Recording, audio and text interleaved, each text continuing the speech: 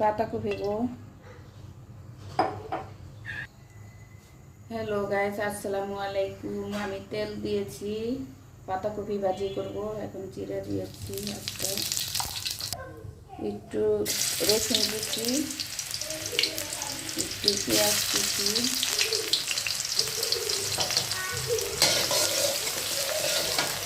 তারপর তেলের মধ্যে একটু মরিচ দিয়ে দিলাম,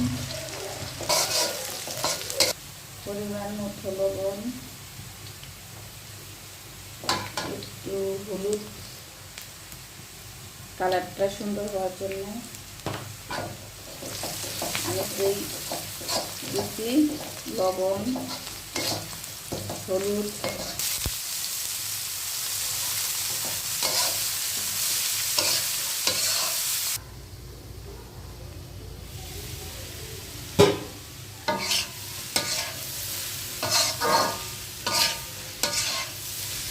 আমাদের ভাজি হয়ে গেছে।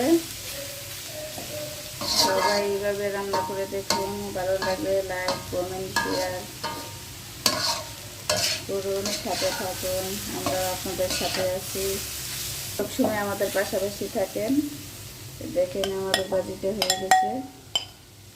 সবাই ভালো থাকেন, সুস্থ থাকেন, আমাদের সাথে সাথে সবসময় থাকেন। আমরা আপনাদের পাশে সবসময় আছি। আসসালামু আলাইকুম, আল্লাহ হাফেজ।